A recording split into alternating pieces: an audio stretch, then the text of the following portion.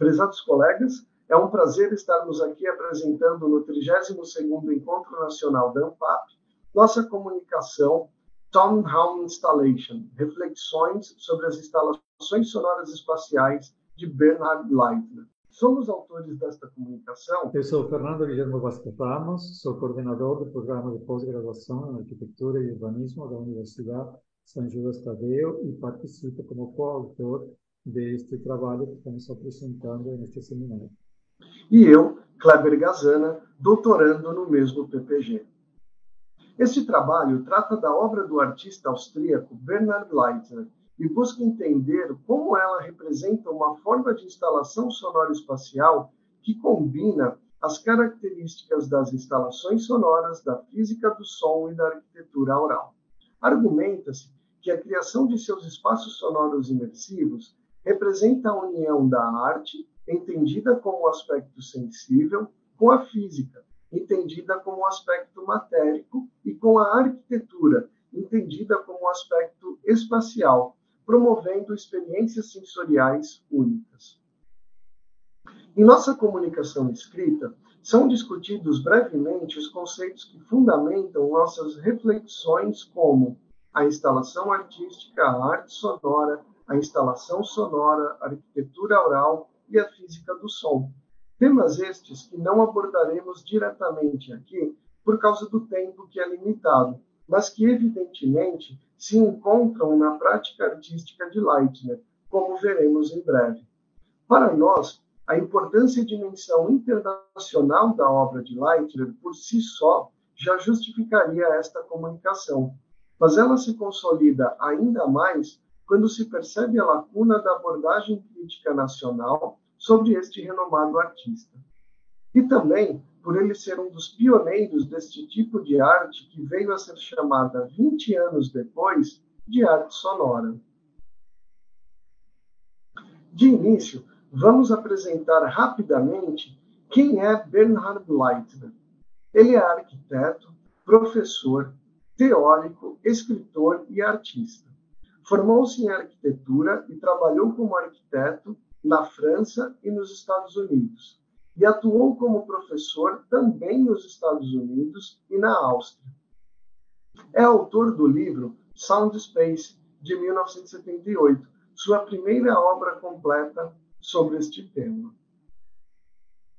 Como artista, ainda em 1968, ele começou a pesquisar artística e empiricamente sobre espaços criados e compostos com o material escultural do som, ou obras e objetos de espaço sonoro. A partir de análise físico-acústicas de experiências espaciais, ele desenvolveu uma abordagem única para a instalação sonora, explorando o potencial do som como um elemento físico, expressivo, sensível e construtivo, em conjunto com o espaço físico arquitetônico. Falando agora sobre sua criação artística, certa vez ele disse que uma linha de som é produzida quando o som se move ao longo de uma série de alto-falantes. O espaço pode ser definido por linhas de som. As linhas delineiam a configuração do espaço. Os movimentos não lineares do som entre dois ou um número maior de alto-falantes acentuam os pontos do espaço. Eles marcam o espaço fisicamente e, ao mesmo tempo, dão a ele uma forma expressiva.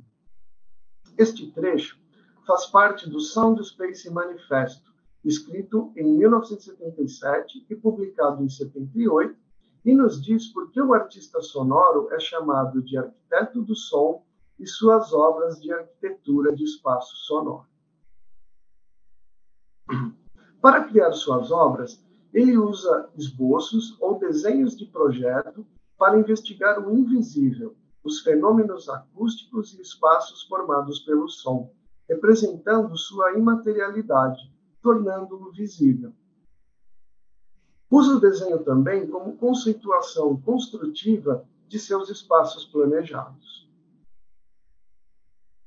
É o que podemos ver na obra Tonspiegelraum, em que ele utiliza espelhos parabólicos com tweeters, player de som, amplificador, teto, fachada de vidro e uma colagem sonora de 5 canais, com voz, sons naturais, sons eletrônicos e ruídos produzidos com o sintetizador Lyra 8.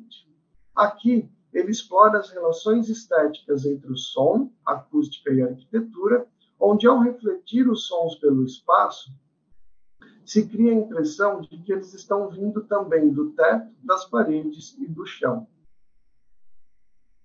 Seguindo para outra obra, Tom Sallenfeld, 10 espelhos parabólicos são suspensos a 4 metros de altura, projetando um campo acústico para baixo a partir de alto-falantes que emitem sons gravados do chilrear de grilos, gerando então colunas de som.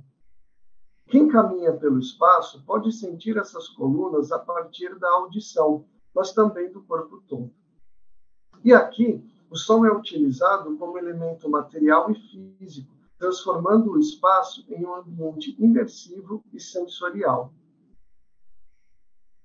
Leitner também projeta o espaço físico de tal forma que o som pode interagir com ele, usando as paredes, teto e piso de espaços existentes, assim como sua acústica, mas também pode projetar elementos arquitetônicos específicos para modificar o espaço e direcionar, amplificar ou atenuar o som, por meio de fenômenos ondulatórios como a reflexão e a absorção. A obra Klangspiegelungen utiliza 10 espelhos parabólicos com pequenos tweeters, tocador de som, amplificador, 4 paredes refletoras e 10 refletores com ângulos ajustáveis posicionados no chão. Além disso, ele faz uso da espacialização sonora, a instalação e distribuição de alto-falantes em locais específicos do espaço físico, produzindo uma experiência sonora envolvente que convida a explorá-lo como um elemento arquitetônico, semelhante ao que dizem Blesser e Salter, da arquitetura aural, de que os sons podem iluminar a arquitetura. Ele manipula também a velocidade e direção do som, sua intensidade, frequência, timbre e sua duração. Por fim, Leitner também está interessado na maneira como o corpo se relaciona com o som e o espaço e como isso pode afetar nossa experiência. Assim, suas criações incentivam o movimento do corpo e exploram a interação entre o público e a obra. Indo então para as considerações finais, os nossos resultados apontam seu trabalho como uma contribuição importante para a arte contemporânea. Notamos que seu trabalho como artista se mistura com o de arquiteto, desde o modo projetual até sua execução. Também que, em suas criações, ele utiliza o som como elemento central e físico, isto é, que pode ser moldado para criar experiências de espaços sonoros imersivos. Além disso, ele dirige fundamental importância ao espaço físico tridimensional, criando ou modificando para estimular a percepção e compreensão dos espaços arquitetônicos. Suas obras demonstram o valor do corpo e da dimensão auditiva no processo de criação e fruição da obra de arte. Todas estas preocupações que as conectam com a instalação sonora e a arquitetura aural.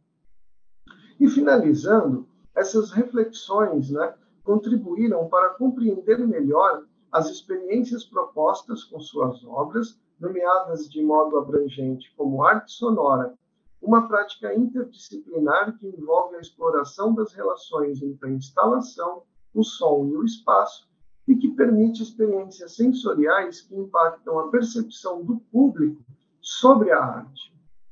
Encerramos assim, então, a nossa fala e obrigado por sua atenção.